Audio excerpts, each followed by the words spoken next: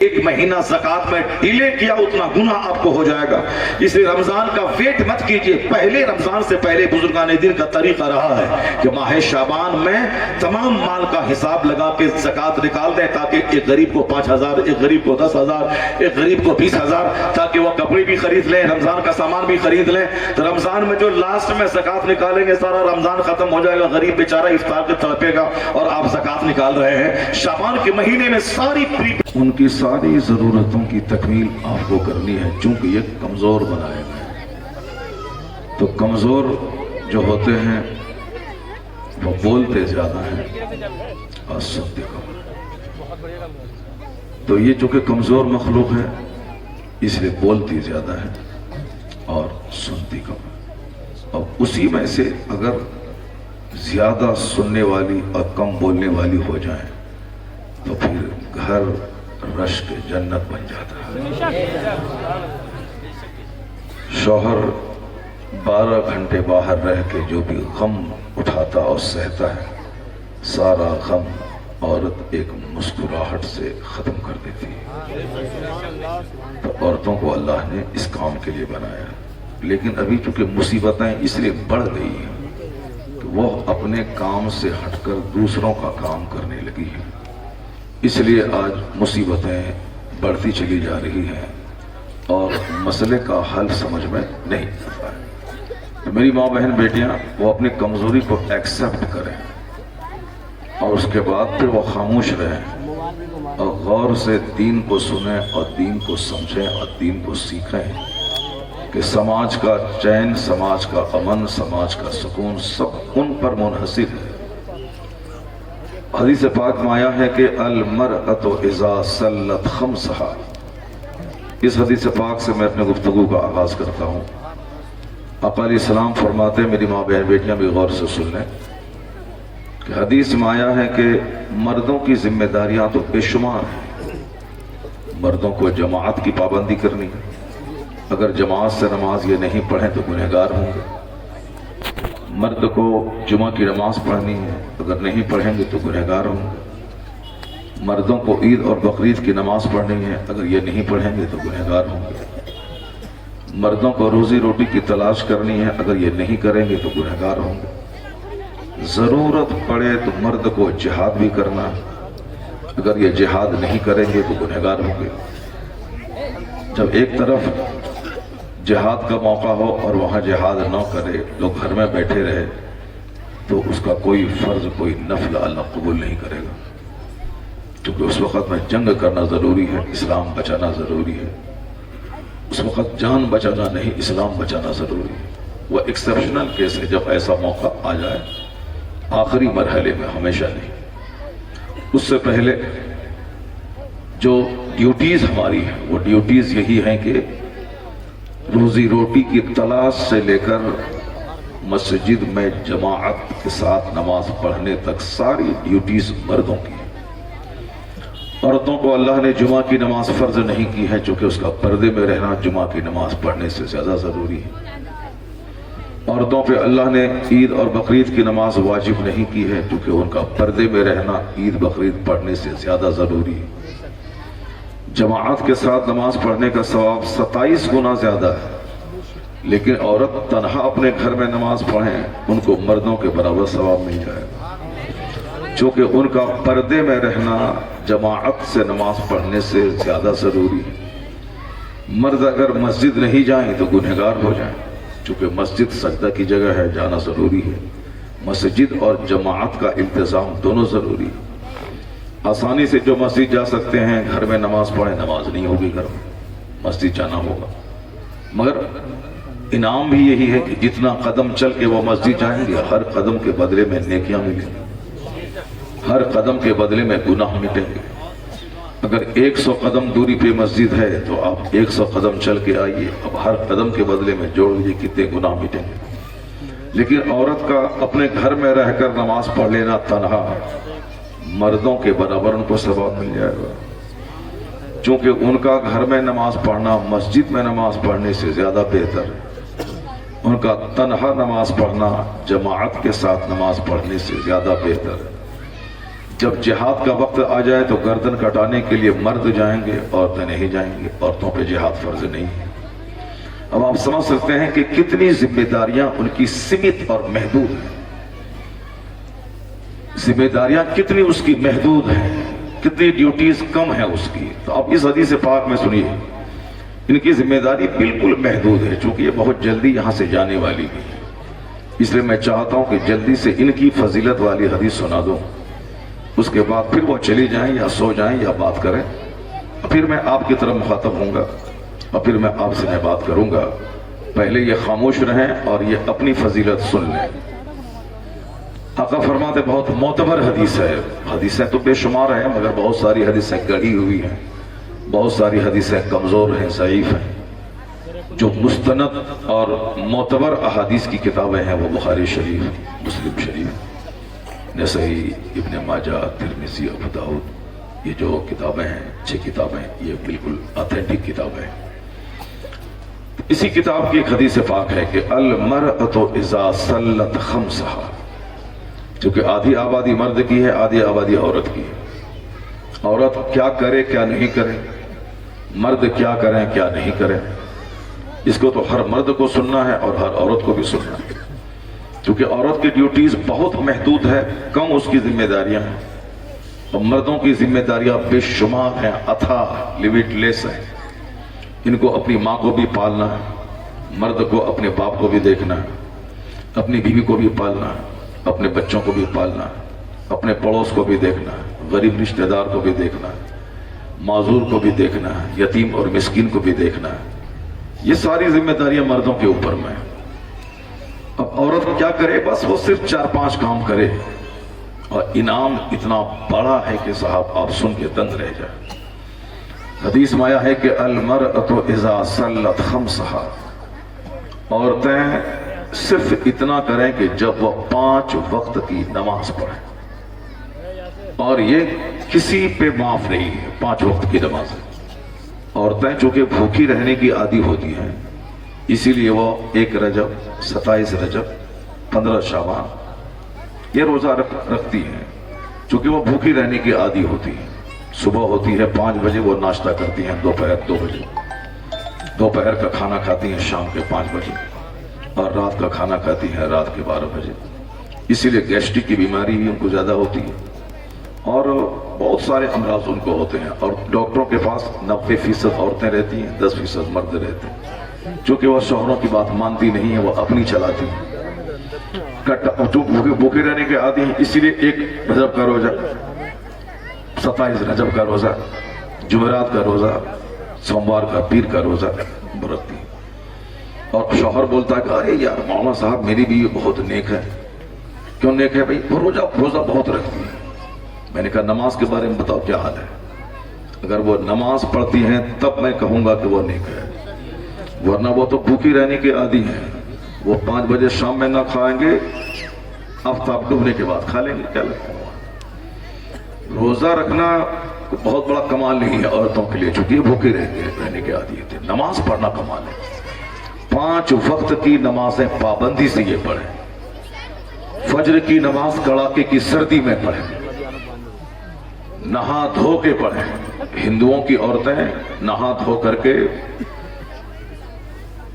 پانی لے کر پوجا ارچنا کرنے جاتی ہیں، اور چونکہ اب صحت کی پڑی ہے کہ ہیلدی رہنا، سونے کا گھر بھی بنا لیں لیکن اگر صحت نہیں ہے تو بیکار ہے، اس لیے ہندوؤں کی عورتیں صحت مند رہنے کے لیے اب وہ صبح سویرے اٹھ رہی ہیں، واک کر رہی ہیں، کیونکہ رام دیو جی اتراکھنڈ بغل میں ہے، وہاں انہوں نے کہا ہے کہ صحت مند رہنے کے لیے واکنگ ضروری ہے، کھلی فضاؤں میں رہنا ضروری ہے، تو اب ان کی عورتیں واکنگ کر رہی ہیں، چونکہ ان کو صحت چاہیے۔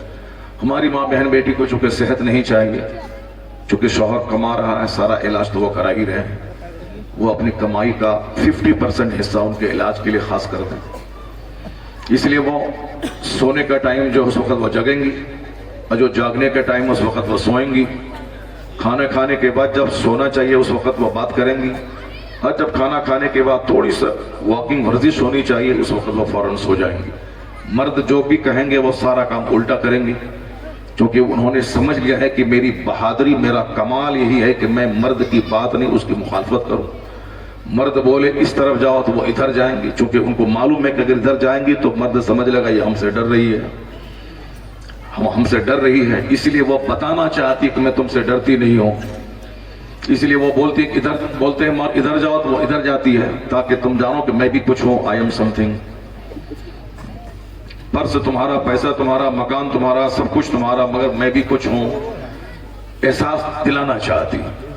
تو اس لیے ان کو صحت کی کوئی فکر نہیں ہے، صحت کی ساری فکریں، چونکہ ہندوؤں کی بیٹیاں پڑھی لکھی ہوتی، اس لیے ان کو صحت مند رہنا ہے، کب کھانا ہے، ایک روٹین اس کا ہے، 24 گھنٹے میں کیسے مجھ کو وقت کی پابندی کرنی ہے، صبح کب اٹھنی ہے، ناشتہ کتنے ٹائم کرنا ہے، سنڈے کو کیا کھانا ہے، منڈے کو کیا کھانا ہے، اس کو پوجا کب کرنا ہے، وہ سب اس کے ایک روٹین کے تحت سارا کام ہو رہا ہے، اسی لیے اس کی عورتیں ہیلدی رہتی، جبکہ یہ روٹین کے مطابق کام کرنے کا ڈھنگ ساری دنیا کو مذہب اسلام نے سکھایا ہے۔ 1 منٹ پہلے یہ حلال ہے، 1 منٹ کے بعد حرام ہے، دنیا کا کوئی مذہب نہیں بتاتا، یہ مذہب اسلام ہے۔ ابھی رمضان آنے والا ہے، 1 مہینے کے اندر میں اگر سحری کا ٹائم جو آخری وقت ہے وہ 5:05 ہے، تو 5:05 سے پہلے پانی پینا حلال ہے، 5 منٹ سے پہلے دانا کھانا حلال ہے، 5:05 سے پہلے صاحب صحبت حلال ہے، لیکن 5:06 پہ جو رائٹ ٹائم ہے، اس رائٹ ٹائم پہ اب وہی پانی پینا اس کے لیے حرام ہو گیا، اب وہی دانا کھانا اس کے لیے حرام ہو گیا، اب وہی بیوی سے صحبت اس کے لیے حرام ہے۔ 6:50 پہ اگر افطار کا ٹائم ہے تو 6:50 سے پہلے دانا پانی حرام ہے، 6:50 کے بعد دانا پانی سب حلال ہے، 1 منٹ پہلے حلال، 1 منٹ کے بعد حرام۔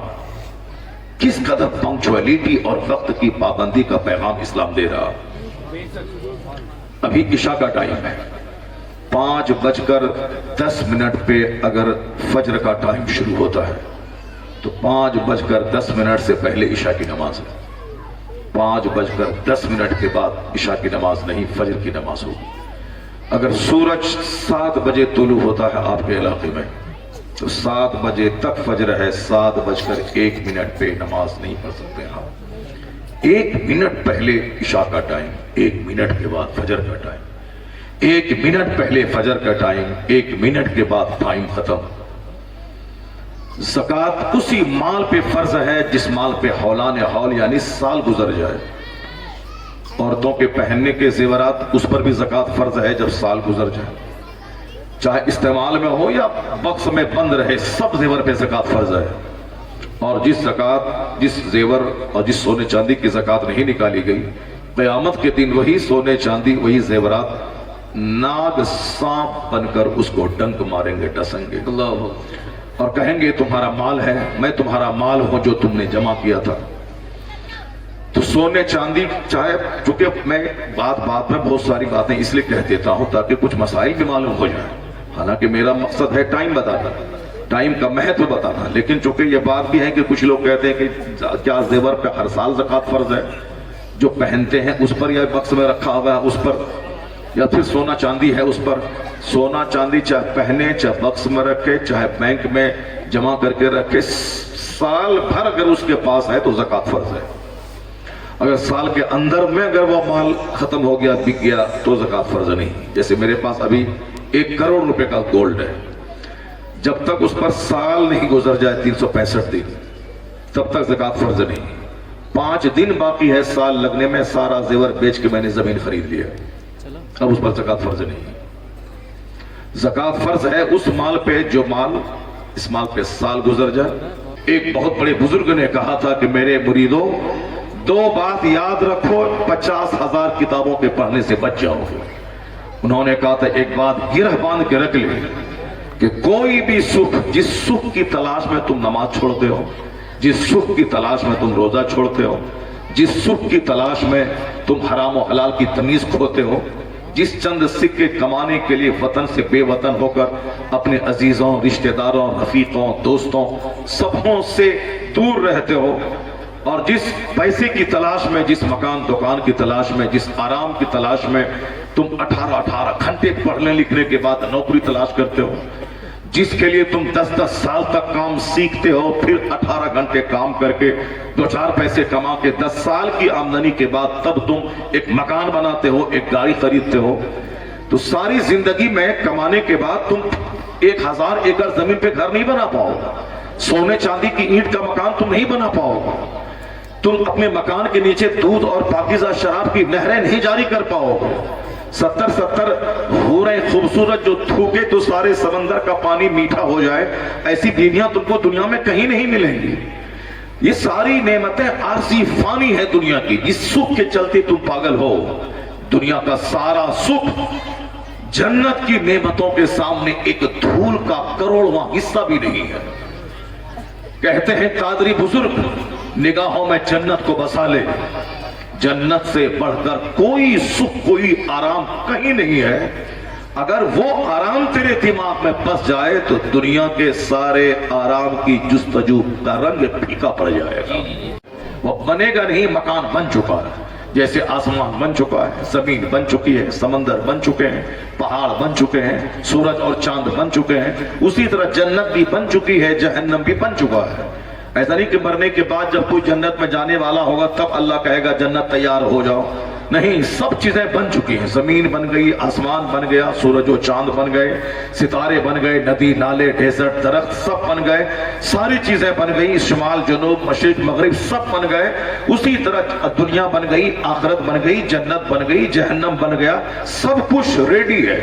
जब फल कलम, हदीस में आया है कि कलम खुश्क हो चुका है, सारी चीजें लिख चुका है, जो होने वाला है, जो होगा, जो हो रहा है, किसको कितनी रोजी मिलेगी, कौन कितनी उम्र पाएगा, कौन जन्नत जाएगा, कौन जहन्नम जाएगा, कौन क्या खाएगा, सारी चीजें लिखकर कलम सूख चुका है।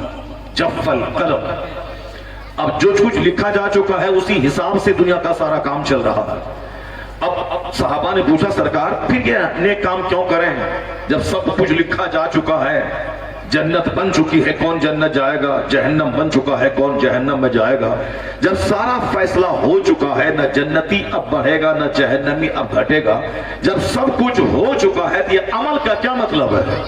तो हुजूर फरमाते हैं, कुल्लुन मुयस्सरुन लिमा खुलिक़ लह, जो जिस काम के लिए पैदा हुआ है अल्लाह उस काम को उसके लिए आसान बना देता है। जो जन्नत के लिए पैदा हुआ है अल्लाह ताला उसके लिए जन्नत का काम करना आसान बना देगा, और जो जहन्नम के लिए पैदा हुआ है अल्लाह ताला उसके लिए जहन्नम का काम करना आसान बना देगा।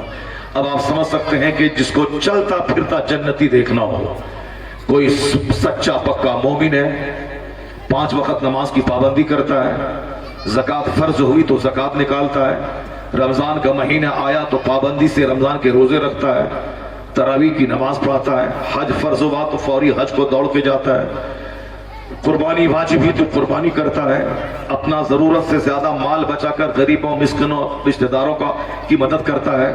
तो इसकी एक्टिविटीज बताती है कि जो दूसरा बंदा 1 लाख में 2500 ज़कात है उसको निकालना उसके लिए भारी मालूम हो रहा, 1 करोड़ में 2.5 लाख ज़कात है तो मगर उसको 2.5 लाख निकालना बहुत मुश्किल समझ में आ रहा है। तो मगर ये बंदा 1 लाख में 2500 भी निकाल दिया और अलग से 2500 निकाल करके रमजान के रोजेदारों को इफ्तार के लिए दे दिया। 5000 देने के बाद इसके दिल में दर्द नहीं है बल्कि खुशी है कि अल्लाह ने मुझको 1 लाख दिया तो मैंने 5000 रुपए अल्लाह की राह में निकाल दिया। निकालने में खुशी हासिल हो रही है तो समझ जाए कि चलता फिरता वो जन्नती है जिसको जन्नत का काम करना आसान हो गया। अब किसी को देखें कि वो हमेशा सुबह शाम रात दिन जैसे कुत्ता हड्डी को खोजता है, उसी तरह कोई नौजवान रात दिन इस गली उस गली, किसकी बेटी किसकी बहू, उसकी बीवी उसकी बेटी उसकी बहन, उसको ढूंढता रहता है, खोजता रहता है, आंख से घूर घूर के देख के आंख को सेकता रहता है।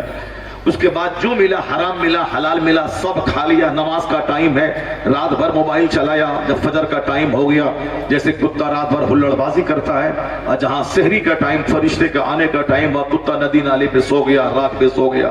اسی طرح جو آدمی رات بھر موبائل چلایا, انسٹاگرام فیس بک پہ ناچا کودا, اور جہاں فرشتوں کے آنے کا ٹائم ہوا, فجر کا ٹائم شروع ہونے والا ہوا, وہ جوتا پہن کے سو گیا.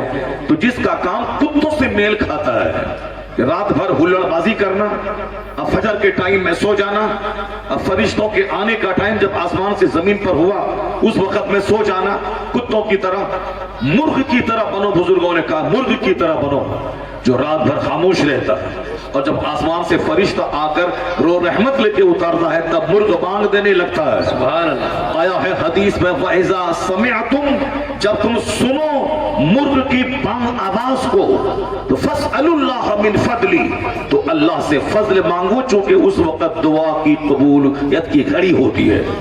اس وقت دعا قبول ہوتی ہے. کس وقت؟ جب مرغ بانگ دیتا ہے, جب کتے بولتے ہیں, ہلڑ بازی کرتے ہیں, اور فرشتے کا آنے کا ٹائم ہوا تو سو جاتے ہیں. تو تم کتوں کی طرح مت بنو کہ جب نماز کا ٹائم آئے تو سو جاؤ, جب نماز کا ٹائم آئے تو مٹر گشتی کرنے لگو, اور پھر رات بھر جاگ کے اپنی آنکھوں کو گناہوں سے داغدار کرتے رہو. نہیں, کتوں کی طرح مت بنو, مرغ کی طرح بنو. جب فرشتوں کے آنے کا ٹائم ہوا تو جاگ جاؤ, اللہ کے حضور سجدہ ریز ہو کر اللہ سے سبحان اللہ, اللہ سے فضل مانگو. جو فجر کے ٹائم اٹھتا ہو, نماز پڑھتا ہو, 8 گھنٹے کھیت میں دکان میں کام کرتا ہو, پھر 10 منٹ مسجد کی طرف دوڑ جاتا ہو, پھر جاتا ہو, پھر عصر کے لیے مسجد دوڑ کے آتا ہو, پھر عصر پڑھ کے دکان جاتا ہو, پھر مغرب کے دل لٹکا ہوا ہے فوراً مغرب کے لیے آتا ہو, مغرب پڑھ کے گھر گیا, پھر عشاء کے دل لٹکا ہوا ہے, یعنی وہ گھر میں ہے مگر دل مسجد میں لٹکا ہوا ہے. تو حدیث میں آیا ہے رجل, وہ مرد جو قلب ہو معلق بالمساجد, جس کا دل مسجد سے لٹکا ہوا ہوتا ہے, اللہ قیامت کے دن اس کو اپنے عرش کا سایہ نصیب فرماتا ہے. سبحان اللہ. جس قیامت کے دن کوئی سایہ نہ ہوگا سوائے عرش الہی کے, اللہ اپنے اس عرش کے سائے میں جن مخصوص بندوں کو جگہ دے گا, ان مخصوص بندوں میں ایک بندہ وہ ہے جو رہے دکان کھیت کھلیان میں بستر پہ سویا ہوا مگر اس کا دل مسجد میں لٹکا ہوا رہتا ہے. رات میں عشاء پڑھ کے سو گیا, 8 گھنٹے گہری نیند لیا, مگر یہ سوچ کے سویا کہ الہی مجھے وقت پہ اٹھا دینا تاکہ میں فجر کی نماز پڑھنے مسجد چلا جاؤں. جو یہ سوچ کے سوتا ہے تو سمجھ لیں کہ اس کا دل مسجد میں لٹکا ہوا ہے. جہاں فجر کی اذان ہوئی فوراً اٹھ کر کے یہ دکان کھیت کی طرف نہیں, پہلے سجدہ گاہ کی طرف بھاگتا ہے. قلبہ معلق بالمساجد, آدمی جس کا دل مسجد میں لٹکا ہوا ہو. تو جب دیکھیں کہ کوئی دکان کاروبار سب کرتا ہے مگر دل مسجد میں لٹکا ہوا ہے, رمضان کے روزے کے آنے سے پہلے روزے کے تیار کر لیتا ہے, عبادت کا مہینہ آ رہا ہے, خصوصی رحمتوں کا مہینہ آ رہا ہے, جس کے اول میں رحمت, درمیان میں مغفرت, آخر ہفتے میں جہنم سے آزادی ہے, وہ مہینہ آ رہا ہے, جس میں ایک رات ہے جو 1000 راتوں سے افضل ہے, وہ رات اسی مہینے میں ہے. جو پہلے سے پریپیئر کر لے, تیار کر لے. ہوائی جہاز جب لینڈ کرنے والا ہوتا ہے تو آدھا گھنٹہ پہلے پائلٹ کہتا ہے اب ہم آدھا گھنٹہ کے 30 منٹ کے اندر میں لینڈ کرنے والے ہیں, تو وہ ایئر ہوسٹس سے پائلٹ کہتا ہے کہ پریپیئر فار ارائیول, یعنی آنے کے لیے تیاری کیجیے, جو کتنا کچرا ہے سب صاف کر لیجیے, اس کے بعد تم سارے مسافروں کو بیٹھا دیجیے, سب کے بیلٹ دیکھ لیجیے, یعنی اب پریپریشن تیاری کیجیے.